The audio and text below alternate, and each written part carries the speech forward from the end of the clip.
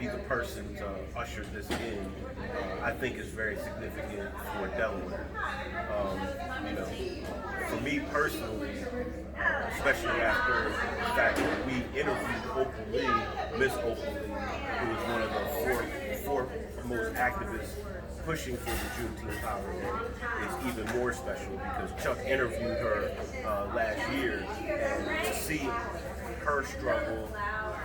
She's 93 years old, so all of the things that she went through to make this a real holiday, it's just it's incredible.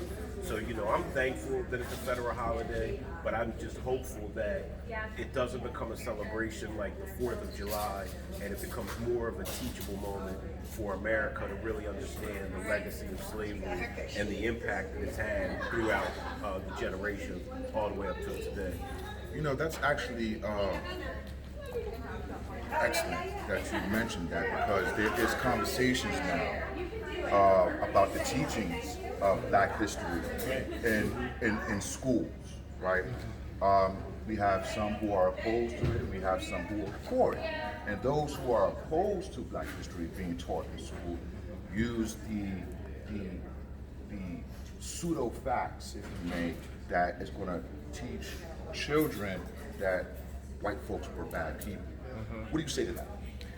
Well, I think first of all, the truth is an absolute. I don't think that it has a race or anything attached to it. I think that the truth is the truth, and I think that some of the issues that we have in this country are really based and rooted in the fact that we are not honest and truthful in the history that folks have endured and suffered behind. And slavery is only one of them, even though it's probably the most glaring and heinous act in this country, and being one of the foundations of the country. But I think that now the healing can't really start until the truth comes out. And if we are more honest about it and more truthful and teach the totality of American history, and not just American history, because a lot of this extends far beyond American soil, but if we're more honest, I think the healing can really begin. The problem is there's a tremendous disconnect between the education system and what's being taught, and some folks' inability to go beyond that. So for myself and others, and it's very important to note that we're here partly because of KRS-One, a rapper who was known for teaching in his lyrics. So a lot of us found awakenings through hip hop, artists like Chuck D, KRS-One, and more, and our education extended beyond the schoolroom. Unfortunately, others did not have such privilege, and so I hope that we can begin to address the really deficiencies in our educational system so that we can heal. And that's all we're really looking for, is to sort of, we talk a lot about the divide digitally and in other ways, but we need to close that gap between in the education system. And if I can just say one thing, about the concept of white people being bad or evil or whatever you want to call it. The truth is that you have to be a little evil to enslave another person.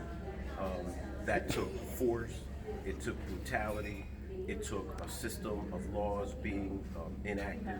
And if that is the truth, so be it. It's not a portrait or a painting or a large brushstroke of all white people. But yes, slavery was evil, and that should not be sugarcoated. One of my favorite sayings is, the nobility of the master doesn't disguise the violence of slavery. And so there is a group of people in this country that want to hold on to the concept of antebellum America, and that that this was there was a good period of time when black people were enslaved, and it's like, no, I'm sorry, but that was a real bloody period in American history, and it shouldn't be overlooked. The violence of it shouldn't be overlooked.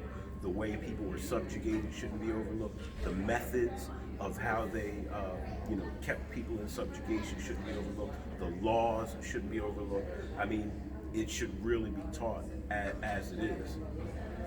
This is my